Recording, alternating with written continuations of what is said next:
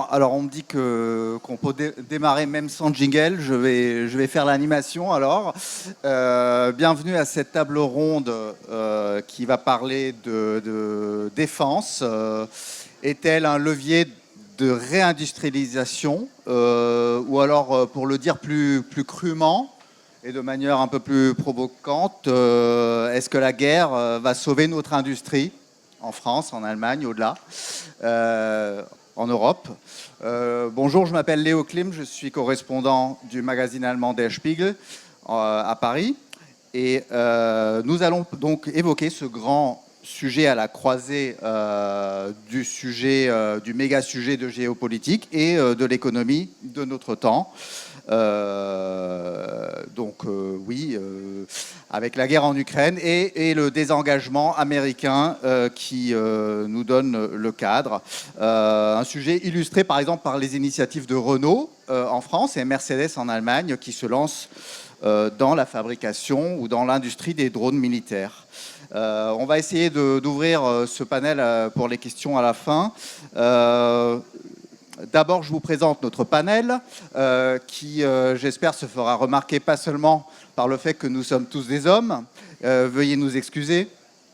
Lionel Rago du Cercle des économistes, tout à gauche vue du public, qui va nous donner le cadrage, qui est professeur d'économie à l'Université Paris-Nanterre, spécialiste des questions de politique structurelle et croissance durable. À côté de lui, Philippe Mills, le patron de la banque publique de développement, la SFIL, qui appartient au groupe Caisse des dépôts et qui est la 7e banque française par la taille de son bilan et qui finance des projets d'infrastructure et des contrats à l'exportation. Thomas Silberhorn, wir könnten jetzt Deutsch sprechen. On pourrait enchaîner en allemand, on ne va pas le faire. Thomas Silberhorn est député au Bundestag pour le groupe CDU-CSU du chancelier Merz. Il a été auparavant secrétaire d'État à la Défense sous notamment Ursula von der Leyen à l'époque où elle était ministre de la Défense. À ses côtés, Olivier Girard, qui est le patron d'Accenture en charge des sujets défense en Europe, Moyen-Orient et Afrique, membre du comité de direction pour cette région d'Accenture, Accenture. Donc, grande entreprise de conseil qui accompagne les autres entreprises dans cette révolution technologique et stratégique. Et à mes côtés, à ma droite, Piro Vengu, qui est ancien ministre de la Défense, malgré son jeune âge, d'Albanie, donc d'un pays de l'OTAN, et qui va nous donner la perspective de ce petit pays qui se développe très rapidement et qui est, on l'a appris, très francophone, qui a déjà passé une partie de sa vie en France et qui a donc les deux perspectives. Je passe la parole à Lionel. Merci Léo. Bonjour à toutes et à tous. Comme Léo l'a indiqué, je vais juste vous dire 2-3 mots qui servent de cadrage de manière à bien planter le décor. Et je vais le faire en 2 temps. Le premier va être assez rapide. C'est pour expliquer pourquoi il y a cet effort de défense aussi important aujourd'hui. On le sait, mais je voudrais rappeler quelques chiffres à cette occasion aussi. Et puis, dans un deuxième temps, montrer en quoi cet effort de défense peut éventuellement changer la donne industrielle en Europe. Alors, pourquoi ce moment aussi important ? Léo l'a rappelé, hein, c'est la conjonction de deux événements qui est l'invasion de l'Ukraine par la Russie, qui fait que la Russie redevient, après l'effondrement de l'URSS, une menace majeure pour l'Europe, mais qui se fait en parallèle avec le fait que la garantie de sécurité américaine n'est plus du tout inconditionnelle. Et donc l'Europe est vraiment obligée de se réarmer pour assurer sa défense. Alors, ça se fait à un moment où on a une situation de dépendance assez importante. Là, je vais juste vous donner un petit chiffre qui montre ce niveau de dépendance, qui est tiré du CIPRI, qui est l'organisme qui donne les statistiques sur l'armement au niveau international. Entre 2020 et 2024, donc sur ces 4 années, 64% des importations d'armes des pays européens de l'OTAN provenaient des États-Unis. Donc, d'où cette dépendance très forte par rapport aux États-Unis. Et surtout, c'était 12 points de pourcentage de plus par rapport à la période précédente. Donc, cette dépendance, elle s'était accrue. Alors, autre point que je voudrais évoquer, c'est que les réponses sont quand même venues. Et elles sont massives. En mars 2025, la Commission a décidé d'un plan qui s'est appelé REARM, et qui s'élève quand même à 800 milliards qui sont mobilisables, dont 150 milliards sous forme de prêts, dans le cadre de l'instrument qui s'appelait SAFE, si je me trompe pas, pour des achats en commun. Pareil, en juin 2025, vous avez eu un engagement des pays membres de l'OTAN au sommet de La Haye pour faire monter le niveau des dépenses militaires à 5% du PIB d'ici 2035. Alors, ce n'est pas 5% de dépenses en armement, c'est 3,5% du PIB pour l'armement et 1,5% pour les infrastructures et la résilience. Alors, comment ça se traduit concrètement ? Vous savez qu'en France, il y a 2 jours, le 1er juillet, le Parlement a voté la loi de modification de programmation militaire en augmentant de 36 milliards supplémentaires sur 2026-2030 les dépenses militaires. Ce qui fait qu'en 2027, le budget de la défense sera multiplié par 2 par rapport à sa valeur d'il y a 10 ans. Donc ça vous montre quand même l'augmentation conséquente des dépenses militaires. Alors, ces efforts, ces promesses de dépenses, c'est important parce que ça assure justement les débouchés pour les industriels. Donc ça va contribuer à une réindustrialisation du côté de la défense. L'Europe a des atouts en termes d'industrie de défense. Je ne veux pas trop donner de chiffres, mais je ne dirais pas qu'on a une base industrielle européenne, mais il y a des bases nationales. Donc tout l'enjeu, et je pense que ça va être l'objet des propos qui vont suivre, c'est comment transformer ces juxtapositions de politique nationale en une vraie politique européenne. Donc pour conclure, ce point important, c'est que cet effort financier, c'est une condition nécessaire pour parvenir à ce réarmement de l'Europe, mais ce n'est pas une condition suffisante pour construire cette industrie européenne de la défense.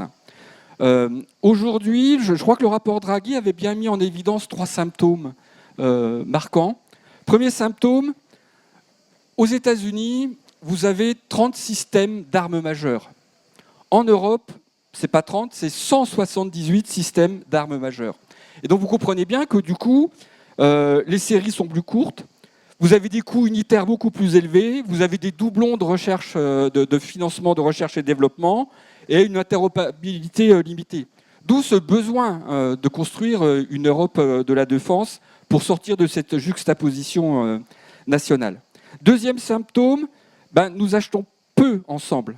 Les acquisitions en commun, c'est seulement 18% des dépenses européennes, alors que l'objectif des États membres, c'est d'arriver à 35%.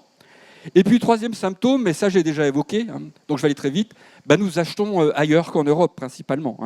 Puisque depuis février 2022, dernier chiffre, 3/4 des nouvelles commandes des États membres européens sont parties hors d'Europe. Donc je vais laisser la parole aux intervenants pour justement savoir comment est-ce qu'on peut construire cette Europe de la défense, mutualiser les commandes, consolider les filières autour de standards communs, jouer la préférence européenne et faire vivre les grands programmes européens. Bon, malheureusement, le SCAF n'est pas le bon exemple. Les Allemands et les Français ne se sont pas entendus. Ça va beaucoup mieux pour le char, a priori, mais ce n'est pas aussi simple qu'on pourrait le penser. Merci beaucoup Lionel. Sans plus tarder, je vais lancer la première question pour Philippe Mills. Comment est-ce qu'on articule cette industrie nationale, traditionnellement nationale, dans le cas de la France, quel rôle pour l'industrie française pour le réarmement de l'Europe? Merci beaucoup. D'abord, bonjour à vous toutes et à vous tous. Je suis très, très heureux et à dire très honoré, très fier d'être dans ce panel, puisque je suis d'une génération qui a fait son service militaire, et j'en suis fier. Et je pense que j'ai fait mon service militaire dans l'infanterie mécanisée. On m'avait dit d'ailleurs que je serais en deuxième ligne, donc c'est moi qui prendrais sur la figure avec les gens que j'aurais l'honneur de commander tout le nucléaire tactique et le biologique du pacte de Varsovie. Fort heureusement, ça n'a pas eu lieu, je suis toujours présent. Non, pour être plus sérieux, je suis très fier d'être sur ce panel parce que, comme vous le savez, l'Europe aujourd'hui, elle est toute seule géopolitiquement. Et donc, il est très important qu'elle... sur ce sujet de défense, qu'elle se mette à la hauteur de ses potentialités qui sont très grandes. Alors la question, ça a été, que peut faire l'industrie de défense française en la matière? Elle a un rôle, je pense, de premier plan à jouer, cette industrie de défense française. Nous avons, à vrai dire, assez peu de fleurons industriels en France, mais c'en est un, incontestablement. La base industrielle et technologique de défense en France, elle est très complète.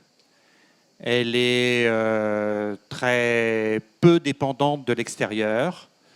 Elle est d'ailleurs, nous sommes le deuxième exportateur mondial d'armement depuis 2023, en raison de la baisse des exportations russes, mais aussi en raison d'une légère hausse des exportations françaises. Donc je pense que son rôle sera très important. Mais comme les deux intervenants précédents l'ont dit, les besoins d'investissement sont gigantesques, 800 milliards. D'après le calcul de l'Union européenne, et surtout l'expérience de la guerre, et malheureusement on l'a en Europe avec l'Ukraine, c'est des guerres asymétriques, c'est des guerres avec beaucoup d'innovation, et donc pour faire face à ces besoins d'investissement, on a effectivement besoin de coopération européenne. Mais si vous m'autorisez cette remarque, il faut que ce soit de la vraie coopération européenne. Alors pour moi, c'est quoi une vraie coopération européenne? C'est que l'Europe soit sérieuse derrière ses slogans, et donc que l'Europe soit sérieuse derrière son idée d'autonomie stratégique. Donc pour ça, il faut deux étapes et deux principes. La première étape, et Lionel l'a dit, il y a ce chiffre effarant, car il est effarant, des 2/3 d'importations militaires en provenance des États-Unis, de matériel américain dans les dernières années. Il est impératif que ce chiffre soit réduit progressivement pour un niveau beaucoup plus bas. Il est impératif qu'il y ait de la préférence européenne sur les équipements militaires. D'autant que les équipements militaires américains, vous en avez peut-être entendu parler, ils sont soumis à une réglementation qui s'appelle ITAR, qui permet aux autorités américaines de contrôler la destination et l'usage, selon le contrat, du matériel dont on dispose. Et quand il y a eu l'épisode du Groenland, qui est une partie du Danemark, le Danemark qui avait acheté des F-35, le président de la commission de défense du Parlement danois a dit « Nous avons eu tort d'acheter du F-35 parce que ce type de clause ITAR existe pour les F-35. » Donc je pense que c'est le premier élément, première étape, avoir une réduction en la matière. Deuxième étape, rapidement, c'est avoir une spécialisation européenne. Avant de vouloir faire des Airbus de la défense, nous sommes ici dans une rencontre économique, chaque pays a ses avantages comparatifs. La France, excusez-moi, a le Rafale, l'Allemagne a le Léopard, peut-être qu'on peut déjà se dire qu'on peut acheter le meilleur matériel du voisin plutôt que d'aller acheter le matériel à l'extérieur de l'Europe. Donc ça, c'est la deuxième étape. Après, il y a deux principes. Il faut accepter de se spécialiser. Donc dans le cas français, ça veut dire quoi? Nous sommes le seul pays qui a une force de frappe nucléaire. Donc la France doit être le leader sur ce qui est les vecteurs et sur ce qui est la défense numérique, parce qu'elle en a besoin pour sa force de frappe nucléaire. Deuxième principe, c'est l'innovation. La guerre en Ukraine montre qu'il faut innover et ne pas faire des matériels stockés en avance. Ça ne sert à rien, par exemple, aujourd'hui, de produire 100 000 drones pour rien. Et le dernier point, je termine, c'est d'être ouvert sur le monde et de continuer à faire de l'exportation de matériel de défense, parce que ça restera nécessaire pour les besoins de ressources et développement de l'industrie de défense européenne de pouvoir exporter ces matériels. Mais j'aimerais bien que le Rafale soit acheté dans les pays d'Europe occidentale et pas uniquement au Moyen-Orient, en Asie et ailleurs dans le monde. Merci. On va interroger Thomas Silberhorn. Pour des oreilles allemandes, on peut entendre des contradictions dans ce que vous venez de dire, donc on va peut-être y revenir tout à l'heure dans le débat. Thomas Silberhorn, en préparant cet entretien, vous avez relevé 2 conditions pour la réindustrialisation des pays européens via la défense. Est-ce que vous pouvez les étayer? Merci et bonjour à tous et à toutes. Si vous permettez, j'aimerais bien de continuer en anglais. C'est un peu plus facile pour moi. Est-ce que vous avez des casques pour ceux qui en veulent? Merci, oui, poursuivez en anglais, bien sûr. OK. Tout d'abord, il s'agit de se rendre compte que nous nous situons dans un contexte géopolitique complètement différent. Nous sommes confrontés à une Russie impérialiste. Les ambitions territoriales ne s'arrêtent pas à la frontière de l'Ukraine.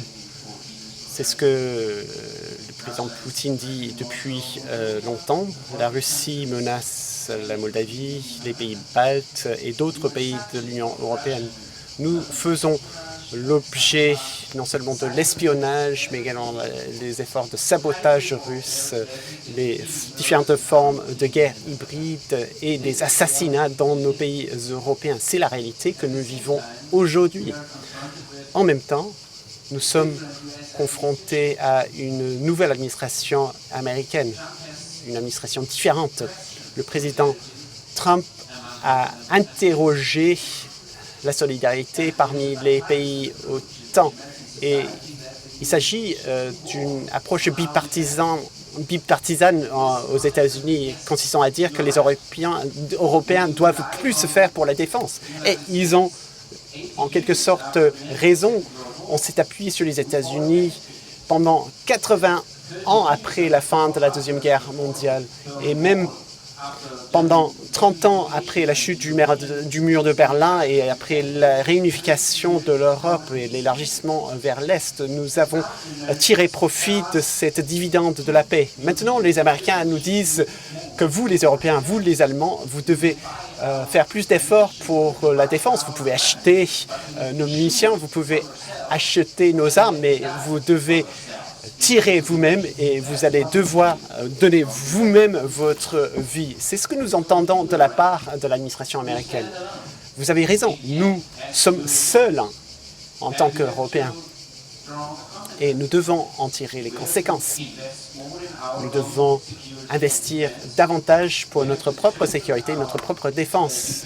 Il s'agit de renforcer nos alliances défensives au sein de l'OTAN ainsi qu'au sein de l'Union européenne.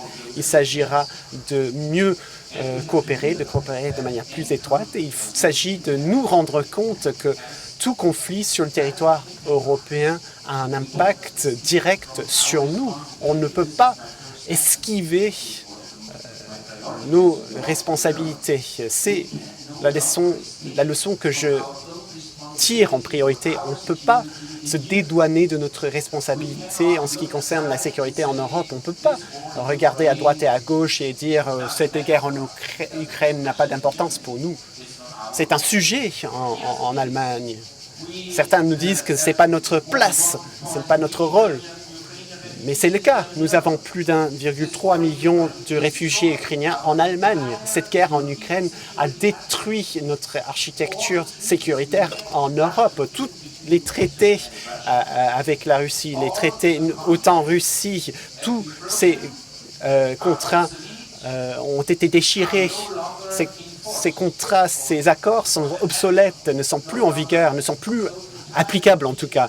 Toute l'architecture sécuritaire européenne n'existe plus, n'est plus en place. Et c'est pour cette raison-là qu'on ne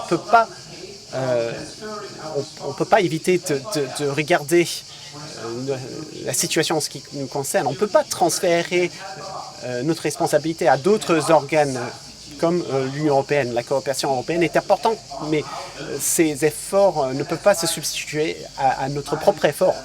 Il s'agit d'agir pour nous-mêmes. Et c'est pour cette raison que la première chose que je dis, c'est qu'en cas d'urgence, il faut que nous soyons capables, en tant qu'Européens, de défendre notre territoire et de coopérer. Les seules limites qui s'imposent à nous, ce ne sont pas les finances, ce ne sont pas les capacités industrielles. La première contrainte, c'est la contrainte temps. Et puis la deuxième, c'est la contrainte du personnel. Du point de vue allemand, l'argent n'est pas le problème. Pour nous, ce n'est pas le problème. Nous avons levé les contraintes budgétaires. Il s'agit d'une décision politique. Nous acceptons d'assumer de nouvelles charges, de nouvelles dettes pour des montants allant à des centaines de millions d'euros.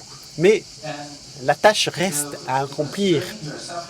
Et la contrainte à laquelle nous sommes confrontés sont deux contraintes, la contrainte du temps et la contrainte du personnel. Notre industrie de défense a élargi, a augmenté ses lignes de production. Ils sont maintenant capables de produire davantage que ce que nous sommes capables de commander. Nous produisons plus de munitions au sein de l'Union européenne qu'aux États-Unis. Les capacités sont là. Et l'idée, c'est de construire une résilience industrielle.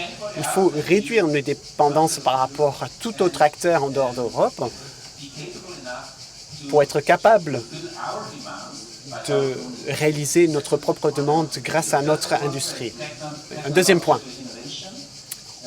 Il faut parler de l'innovation technologique. Le développement militaire et le développement civil vont de pair aujourd'hui.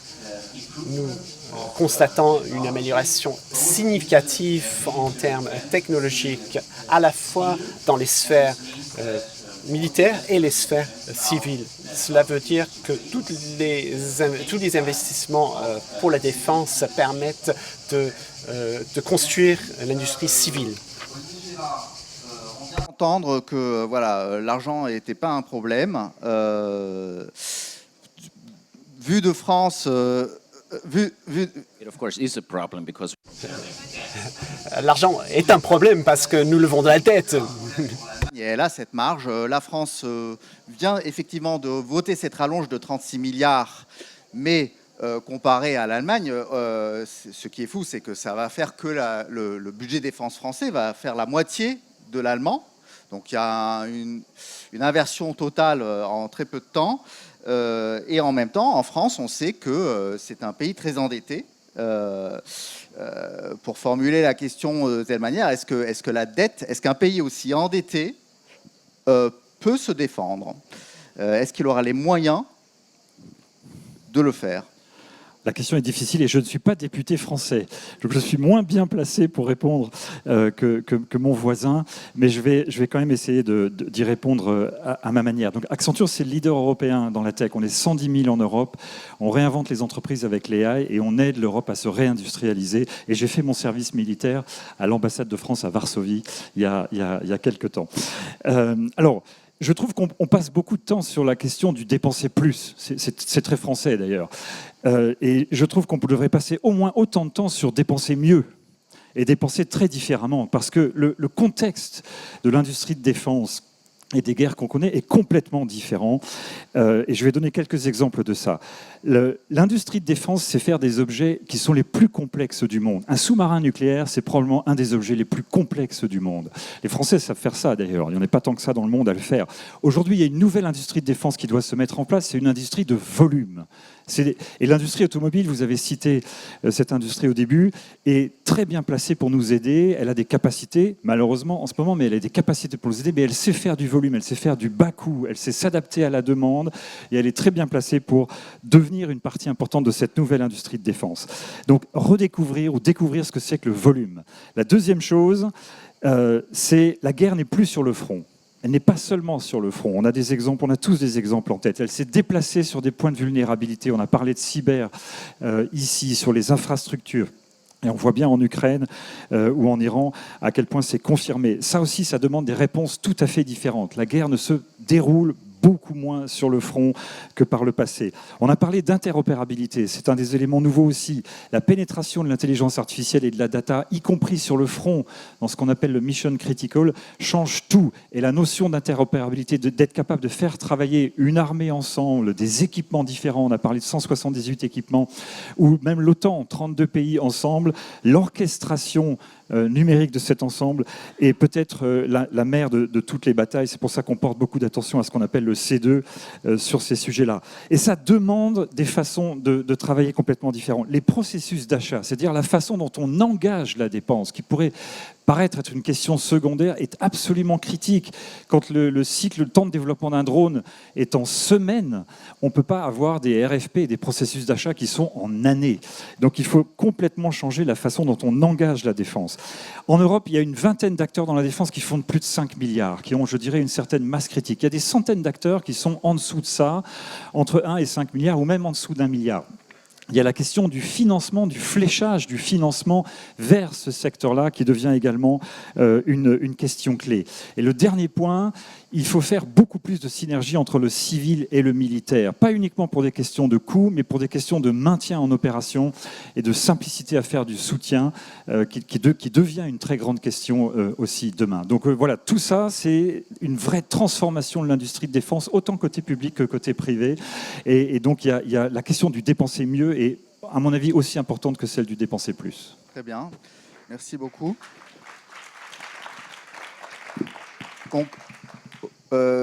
Piro Vengo, Olivier Girard vient de brosser, de dresser un constat de comment la guerre en Ukraine, en fait, nous a changé déjà la conception du conflit en soi et donc les conséquences que cela a sur l'industrie. Selon vous, quels sont les maîtres mots pour une armée, une industrie capable de faire face à des conflits en tant qu'ancien ministre en charge de ces questions?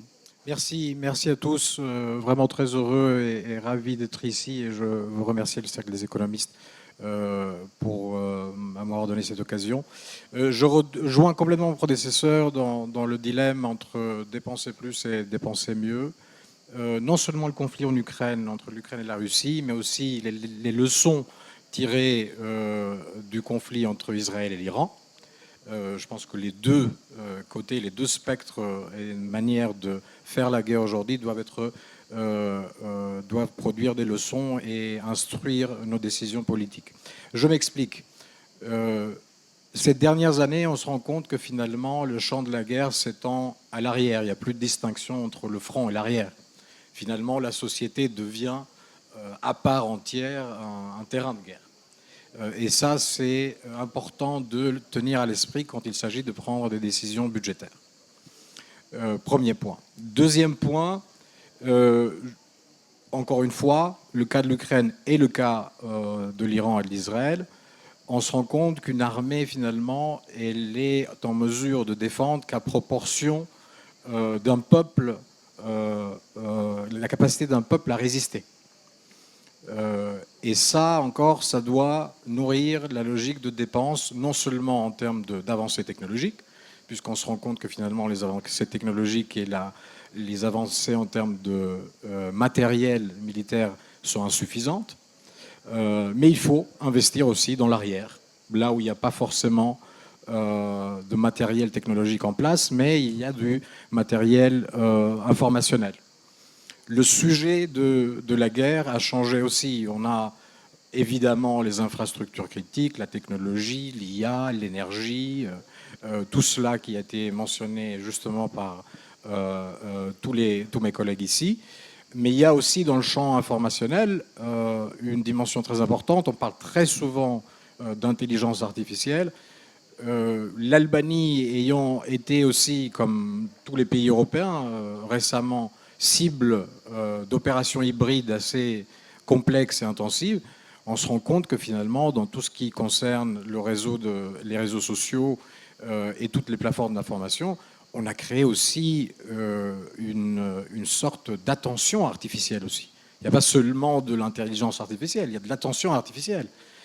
Finalement, toute la façon de fonctionner dans la société d'information d'aujourd'hui, on confond la démocratie avec la diffusion d'un message.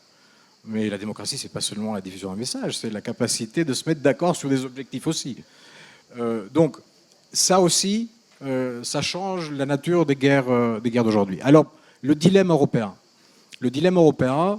Je pense qu'on se rend compte tous aujourd'hui, après 3 années d'augmentation assez importante des budgets de défense dans tous les pays de l'OTAN, que finalement, ça ne suffit pas de dépenser. Dépenser en soi-même ne suffit pas de créer des lignes industrielles, de la résilience économique, de l'innovation. Et c'est tout à fait vrai quand on regarde aussi, on a mentionné brièvement, je crois, les politiques d'achat. Certes, l'Europe, les pays européens importent beaucoup des États-Unis. C'est le prix un peu de la garantie et du parapluie de sécurité pour certains pays, notamment de l'Europe de l'Est. Mais c'est aussi parce que c'est plus simple de faire des affaires en matière de défense avec les États-Unis.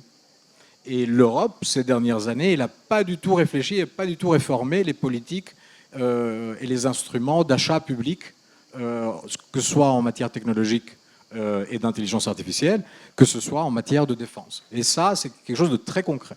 C'est très complexe, spécialement pour des petits pays de l'OTAN, de faire des achats importants de technologie et de défense. Si on veut suivre les règles de l'Union européenne. Et de les faire autre part qu'aux États-Unis. Donc, c'est souvent aussi une solution de facilité de par l'innovation et la flexibilité que proposent les États-Unis. Et dernier point que je voulais toucher. Donc, c'est une idée très ancienne, hein, une idée qu'on trouve aussi chez Marc Bloch. Finalement, les défaites matérielles, technologiques, militaires, c'est tout d'abord aussi des défaites technologiques et d'apprentissage. Et moi, je trouve qu'on a en Europe en ce moment 2 modèles très solides, très illustrateurs de ce que l'Europe tout entière pourrait mobiliser.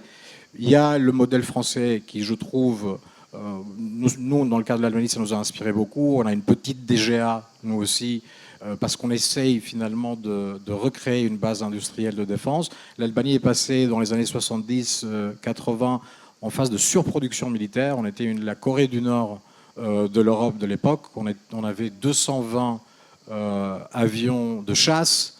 Vous imaginez ça pour un petit pays de 3 millions d'habitants. On avait 1500 tanks. Il n'y a que la Pologne qui en a plus aujourd'hui en Europe. Donc on est passé de la surproduction à une phase après de délitement total, de privatisation de toutes les capacités productives.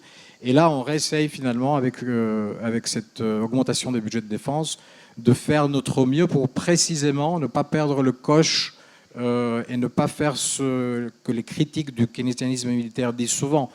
Ça ne suffit pas de dépenser, il faut créer de la valeur ajoutée. Et évidemment, l'Albanie ne peut pas prétendre de tout produire en matériel de défense et technologie. On reste un allié modeste.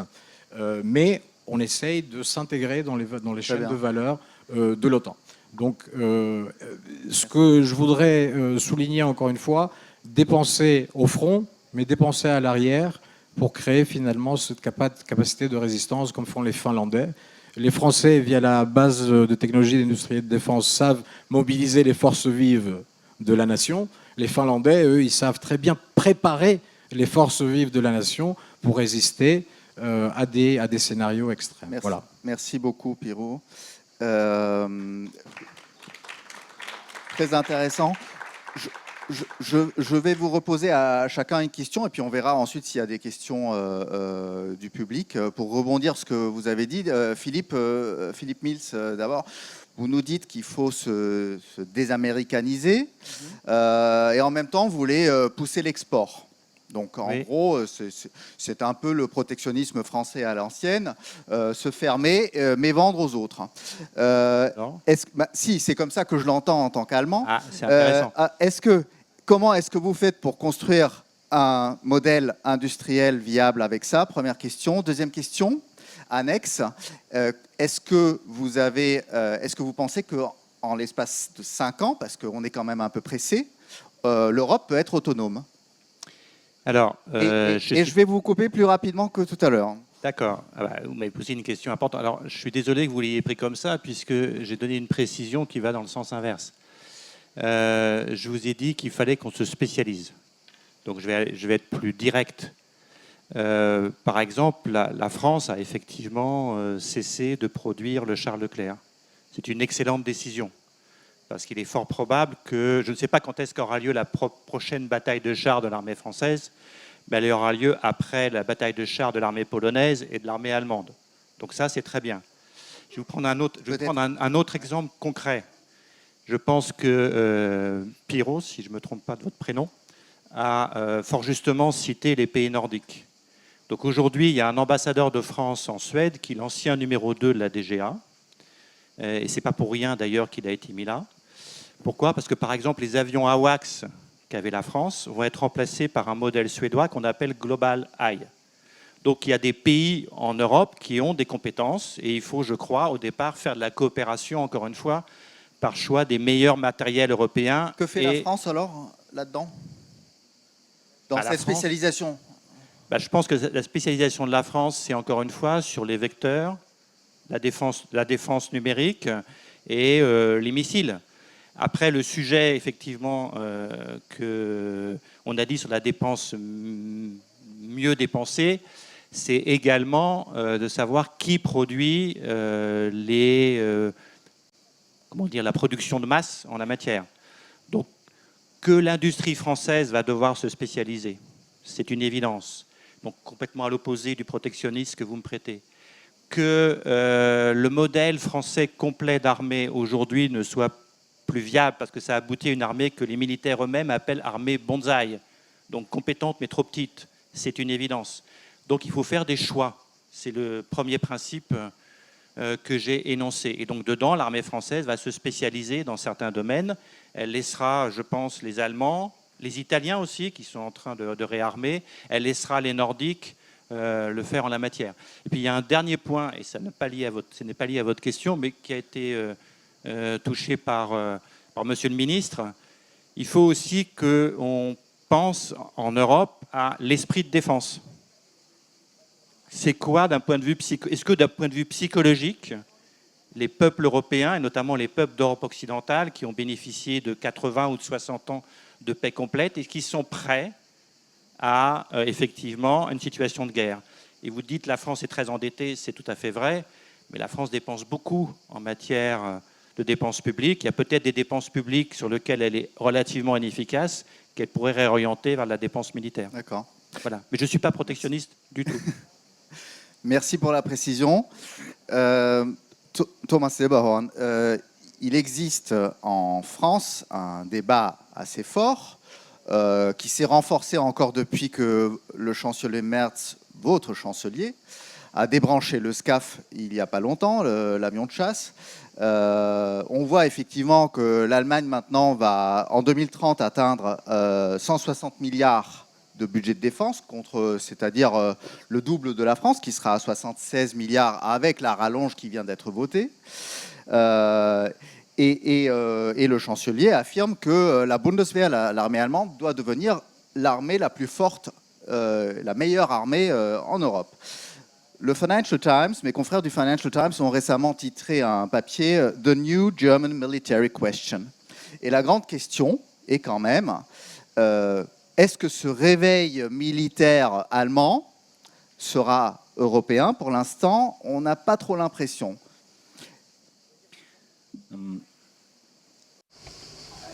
Je comprends tous ces sentiments, mais finalement, nous devons redoubler d'efforts en Allemagne, en France, dans tous les pays membres de l'OTAN en Europe, pour affirmer la dissuasion, le principe de dissuasion en Europe. L'innovation ne va venir que compléter ce que nous pouvons faire par rapport à nos partenaires atlantiques, mais il faut que ce soit surtout suffisant pour nous-mêmes. Donc il faut qu'on arrive à dissuader des adversaires à l'extérieur de l'Europe. C'est le but de notre politique dans des termes de défense. Il faut comprendre qu'en tant qu'Allemands, il n'y aura peut-être pas de conflit sur le territoire européen qui peut être résolu sans l'Allemagne. Qui d'autre pourrait s'en charger? S'il y a un conflit qui éclate en Europe, sera-t-il résolu par la France ou le Royaume-Uni? On serait ravis, je vous en prie. Mais en Allemagne, notre société a tendance à dire ce ne sont pas nos affaires. Mais moi, ce que je dis politiquement, c'est que tout conflit sur le territoire européen sera notre affaire en tant que pays qui est situé au centre géographique de ce continent européen. S'il y a quelqu'un d'autre qui veut s'en charger, encore une fois, je vous en prie.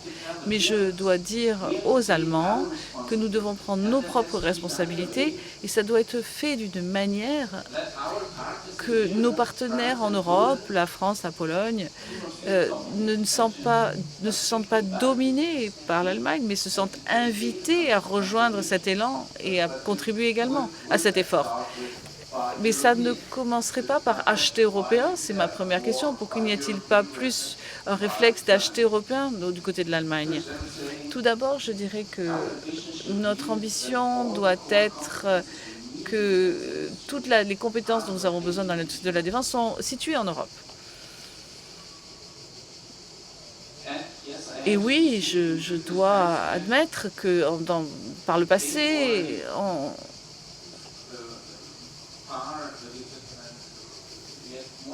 on s'en sortait mieux il y a 10 ans. On a commencé ce projet SCAF après 2014, après le dernier sommet de l'OTAN. Et la perception commune à l'époque était que nous devons être capables de fournir quelque chose qui puisse participer aux avions de chasse, aux combats aériens. Donc l'accord politique était que tout le monde y prendrait part équitablement à hauteur de ses compétences industrielles. Et la réponse de Dassault était vous pouvez être le premier fournisseur si vous le souhaitez. Le premier fournisseur, ce n'est pas une coproduction. C'est complètement différent que ceux sur lesquels on avait convenu. D'ailleurs, Airbus n'est pas une société allemande. Ce n'est même pas une société franco-allemande. C'est un acteur mondial avec des actions de France et d'Allemagne. Et son intérêt commun devrait être de garder les compétences industrielles de cet acteur en Europe. Ça devrait être notre objectif commun. Donc, quand on parle de Rafale, notre F-35, l'Allemagne a besoin d'un avion de chasse également. Donc, soit on achète un avion américain qui peut jouer ce rôle de bouclier nucléaire, ou on produit nous-mêmes un avion européen qui va lui-même être certifié par les États-Unis d'un point de vue nucléaire.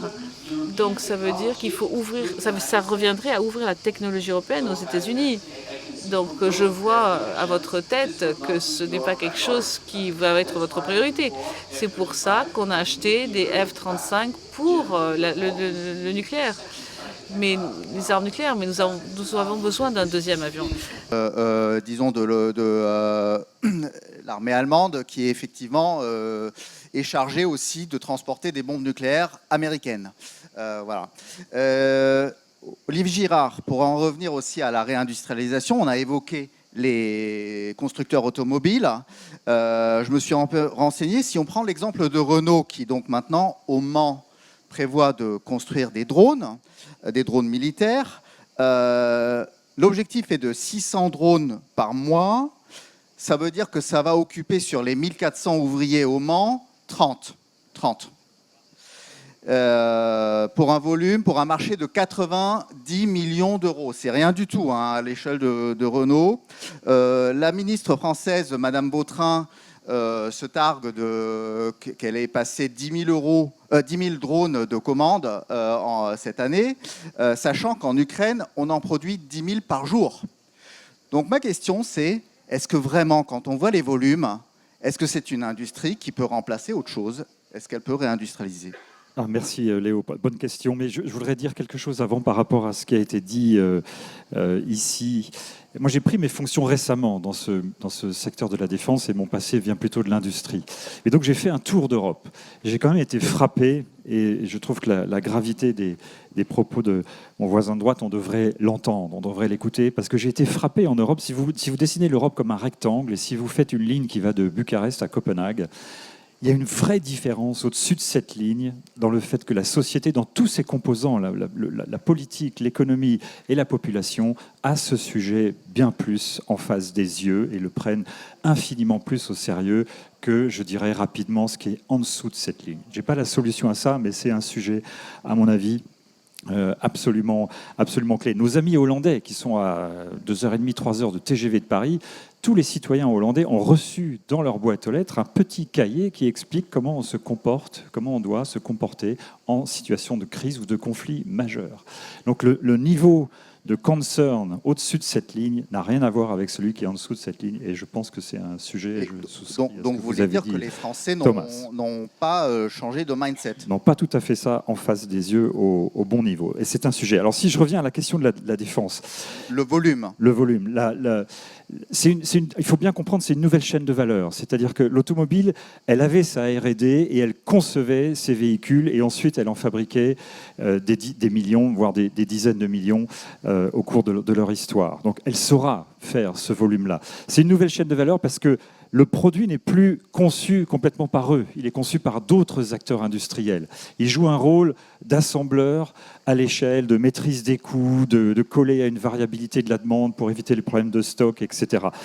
Il y a un autre sujet, c'est qu'aujourd'hui, l'industrie du drone, elle est complètement ouverte. L'accès est simple, il n'y a pas de barrière à l'entrée. C'est un métier qui n'est absolument pas régulé, c'est un problème d'ailleurs, civil, pas uniquement militaire. Une armée ne peut pas faire face à 250 fabricants de drones, ça n'existe pas. Donc on doit organiser ce marché-là. Donc il n'y a pas qu'une question de mise à l'échelle, il y a une question aussi d'avoir des champions européens des drones auxquels des armées peuvent avoir le bon niveau de dialogue. Cette question-là de l'organisation de ce marché-là, tout à l'heure je parlais des 20 sociétés au-dessus de 5 milliards et des centaines qui sont en dessous. Nous, on a une proposition très très simple. Il y a 4000 entreprises dans la BITD, on a beaucoup parlé de la BITD, et ça c'est que la France. Si vous ajoutez le reste... Redites ce que veut dire le sigle. La base industrielle de défense. Donc c'est un peu plus de 4000 entreprises en France, mais bon nombre sont relativement petites. Et donc il faut les aider, et je pense que l'Europe doit produire des standards en matière de technologie qui sont tous souverains. Le plus grand logiciel de gestion de la planète, il vient d'Allemagne, je vais pas le citer, et il y a des très bonnes solutions en France sur l'engineering et sur le manufacturing, et on a déjà des clouds souverains. Pourquoi est-ce qu'on ne dit pas, c'est une proposition d'Accenture, pourquoi est-ce qu'on ne dit pas que toutes ces entreprises en Europe prennent ces packages de gestion qui créeront de l'interopérabilité entre entreprises? On pourra faire du design entre entreprises de nouveaux produits parce qu'on va vivre dans les mêmes référentiels technologiques, on se simplifie la vie de façon formidable et les solutions existent. Mon point, c'est qu'on doit organiser un peu plus ce marché opérationnellement, financièrement. Voilà. D'accord, très bien. Merci. Pirot, vous avez relevé aussi toute cette révolution qu'on est en train de vivre, que l'industrie devrait s'adapter. Qui, selon vous, très simplement, en Europe, est au niveau aujourd'hui de cette révolution, en dehors de l'Ukraine, sous la contrainte? Alors, pour rejoindre ce qu'Olivier a dit, certes, il y a des champions européens, mais les règles des marchés européens aujourd'hui ne permettent pas de favoriser des champions européens. C'est tout le débat d'ailleurs du budget pluriannuel de l'Union européenne actuellement. Mais pour revenir à votre question, on parle beaucoup d'Europe puissance. C'est vrai qu'on vit une période un peu gaullienne. Même nos alliés britanniques se réclament du général maintenant. Le fait est qu'on parle beaucoup de puissance, mais pour parler de puissance, autant il faut qu'elle s'exerce sur un territoire.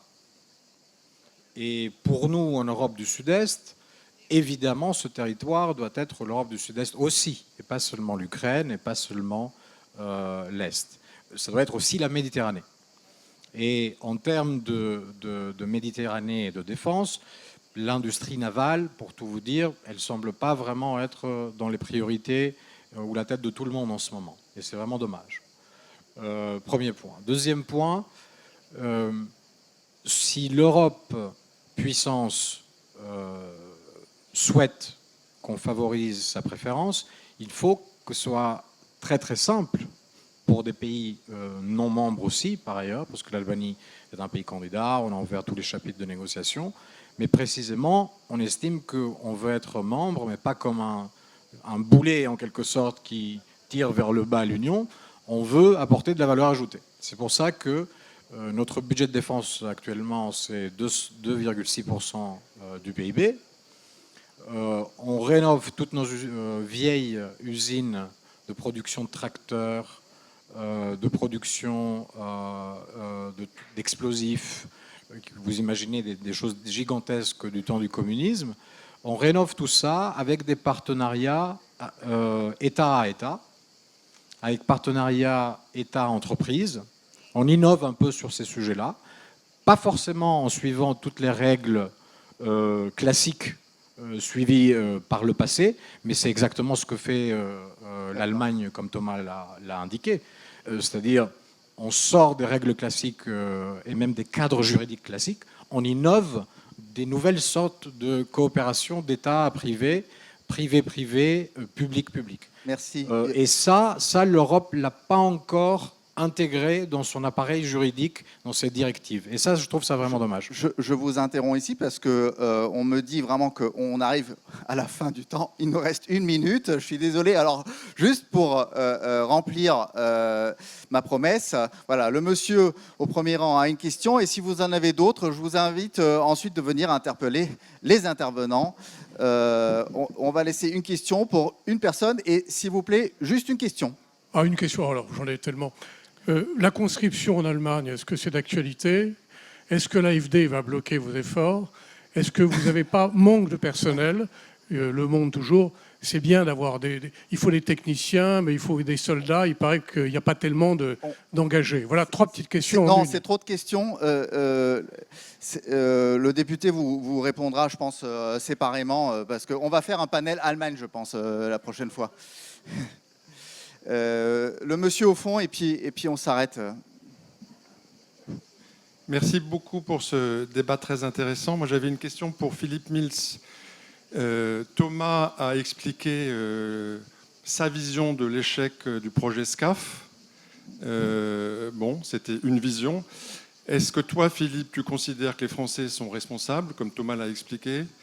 Est-ce que Dassault est totalement responsable? Est-ce que les Français, effectivement, n'ont pas su prendre en compte les intérêts allemands?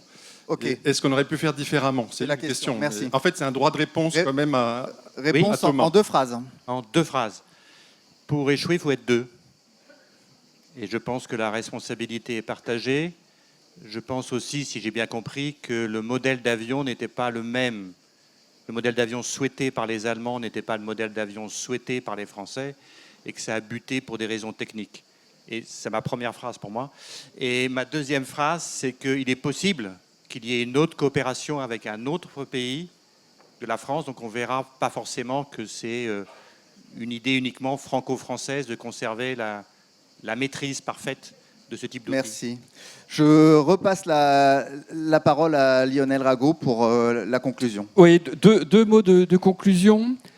Juste un point, je crois qu'il faut faire attention, et Léo, c'est par rapport à la question que vous avez posée sur Renault, en disant, voilà, la commande, c'est 10 000 drones, alors que c'est ce que produit l'Ukraine en une journée. Je pense qu'il ne faut pas trop faire ce type de comparaison. Le but, ce n'est pas que l'Europe produise aujourd'hui ce que fait l'Ukraine, parce que l'Ukraine, elle se bat au jour le jour pour sa survie. Donc le but, c'est qu'on soit en capacité de pouvoir faire cela si vraiment on est contraint à une crise majeure avec la Russie. Donc il ne faut pas qu'on compare, hein, mais c'est d'être en capacité, c'est-à-dire qu'on est le tissu industriel qui nous permettra de ça donne une idée. Oui, bien sûr. Donc ça, c'était le premier point. Et je voudrais juste terminer en disant, mais en réfléchissant, l'année prochaine, on pourrait, je pense, refaire cette session en gardant les termes du titre, mais en les inversant. Est-ce que la réindustrialisation de l'Europe n'est pas un frein à la défense de l'Union européenne? Parce qu'on a bien vu quand même qu'en sous-jacent, en implicite, on voit bien que l'Allemagne a des difficultés dans son industrie automobile. Donc la France, elle cherche à se réindustrialiser. L'Allemagne cherche à éviter la désindustrialisation. Et donc il y a des enjeux pour savoir quels sont les pays qui vont être leaders et qui vont avoir sur leur territoire le tissu industriel qui participera. Et donc on voit bien une des craintes, c'est que cette compétition intra-européenne peut être un frein justement à la construction de cette défense européenne. Vous voyez, on peut garder les deux termes du titre, mais en les inversant. Merci beaucoup.